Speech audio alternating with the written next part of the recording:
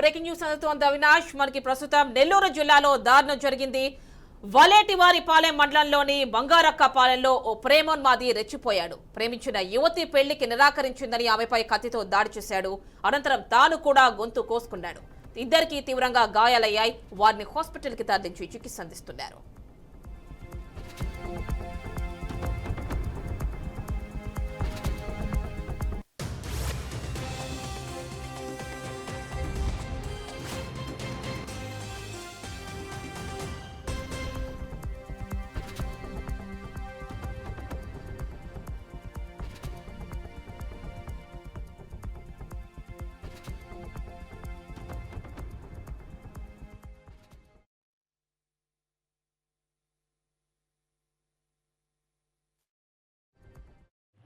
నాకంటే ఎక్కువ ఇష్టం అనమాట.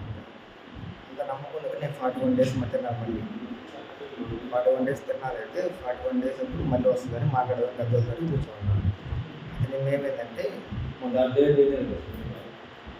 ఏమైందంటే ఆ అమ్మాయి ఇప్పుడు ఇంటి దగ్గర నీళ్ళు పోయడానికి వచ్చాడు.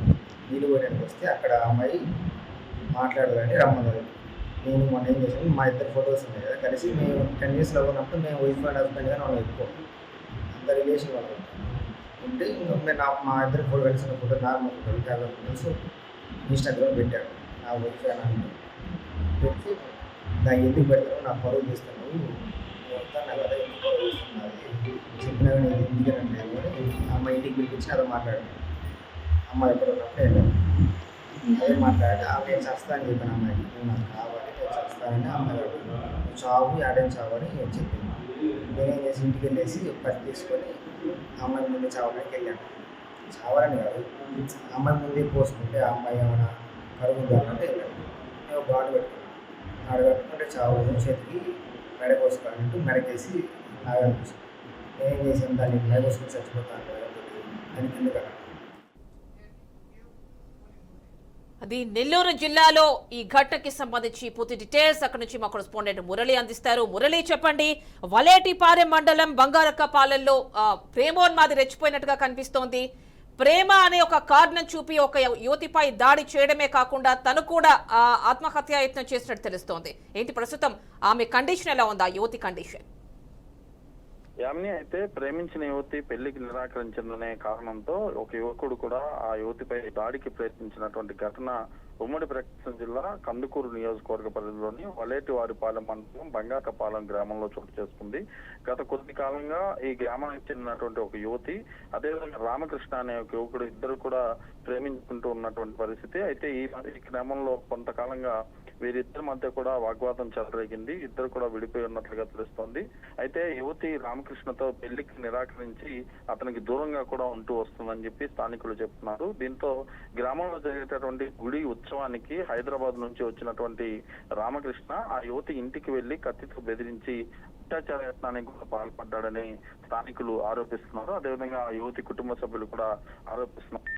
యువతి ఒక్కసారిగా భయభ్రాంతులకు గురై కేకలు వేయడంతో రామకృష్ణ ఆమెను బెదిరించేందుకు తన వెంటతో తెచ్చుకున్నటువంటి కత్తితో అతని చేతి పైన, అదేవిధంగా మెడ పైన కోసుకున్నారు. దీంతో ఆ యువతి పైన కూడా కోసే ప్రయత్నం చేయగా ఆ యువతి తీవ్రంగా కేకలు వేస్తూ భయాందోళనకు గురి అక్కడి నుంచి పరారైంది. దీంతో ఆ యువకుడు మాత్రం ఎవరైతే రామకృష్ణ ఉన్నాడో రామకృష్ణకి గొంతు మీద, అదేవిధంగా చేతి మీద కత్తితో ఘాట్లు పడడంతో వెంటనే స్థానికులు హుటాహుటిన ఆసుపత్రికి తరలించి చికిత్స అందిస్తున్నారు. ఈ విషయాన్ని తెలుసుకున్నటువంటి పోలీసులు ఘటనాస్థలికి చేరుకుని యువత దగ్గర కూడా ఫిర్యాదు స్వీకరించారు. మరోవైపు ఈ రామకృష్ణని ఆసుపత్రిలో వైద్య చికిత్స అందిస్తూ అతనిపైన కూడా కేసు నమోదు చేశారు. కేసు పూర్వాపరాలను పరిశీలించి మిగిలినటువంటి కేసు నమోదు చేసి అదేవిధంగా పరిశోధన చేపట్టి ఎవరిపైన చర్యలు తీసుకోవాలి, అదేవిధంగా ఎవరైతే రామకృష్ణ ఉన్నారో రామకృష్ణ సైకో విధంగా పాల్పడి ఆ యువతి పైన తీవ్రంగా కత్తితో దాడి చేసే ప్రయత్నం చేయడంతో ఆయన పైన ఫోక్సో చట్టం కూడా పెట్టే అవకాశం కనిపిస్తున్నట్లుగా తెలుస్తుంది. ఏదేమైనప్పటికీ ఇటు ప్రేమ మత్తులో ఒక్కసారిగా ఇలాంటి ఘాతుకానికి పాల్పడడంతో ఇక్కడ స్థానికంగా సంచలనంగా మారిందని చెప్పి చెప్పుకోవచ్చు. అంటే పోక్సో యాక్ట్ అంటున్నారు, అంటే ఇక్కడ ఒక సైకో అని ఒక మానసిక వ్యాధి ఉన్నట్టుగా చిత్రీకరించి ఆ నెపంతో తప్పించుకునే ప్రయత్నం ఏమైనా చేస్తారా? ఎలాంటి సెక్షన్స్ కింద కేసు నమోదు చేశారు? ఎందుకంటే ఇక్కడ అత్యాచార యత్నం చేశాడని చెప్పి అంటే చుట్టుపక్కల ఉన్న వాళ్ళు చెప్తున్నారంటున్నారు. అట్ ది సేమ్ టైం హత్యాయత్నం కూడా చేశాడు. తప్పకుండా, ఎందుకంటే ఇప్పుడు ఇక్కడికి ఘటనా స్థలం చేరుకున్నటువంటి పోలీసులు ఇప్పటికే అక్కడ స్థానికంగా ఉన్నటువంటి యువతి బంధువులు, యువతి తల్లిదండ్రులు, అదేవిధంగా చుట్టుపక్కల వారిని కూడా విచారించారు. దీంతో పాటు ఎవరైతే రామకృష్ణ ఆసుపత్రిలో చికిత్స పొందుతున్నారో రామకృష్ణను కూడా విచారించారు. ఇప్పటిపైన పలు సెక్షన్ల కింద కూడా కేసు నమోదు చేసే అవకాశం కనిపిస్తోంది. ఎవరైతే ఆ మహిళ ఉన్నారో యువతి ఇచ్చే ఫిర్యాదు మేరకే ఈ ఫోక్సో చట్టం కానీ ఇతరత్ర చట్టాలు కూడా పెట్టే అవకాశం కనిపిస్తుంది. మరోవైపు కత్తితో హత్యాయత్నానికి పాల్పడ్డాడనే సెక్షన్ కింద కేసు నమోదు చేయబోతున్నట్లుగా స్థానికులు చెప్తున్నారు. ప్రస్తుతం అయితే కేసుని పోలీసులు పరిశోధిస్తున్నారు. ఎవరైతే రామకృష్ణని అదుపులోకి తీసుకున్నట్లుగా తెలుస్తుంది. ప్రస్తుతం వైద్య చికిత్సలు అయితే రామకృష్ణకి జరుగుతున్నాయి. ఏదేమైనప్పటికీ ఈ కేసుకి సంబంధించి మాత్రం ప్రస్తుతం ప్రకాశం జిల్లాలో సంచలనంగా మారింది. Thank you.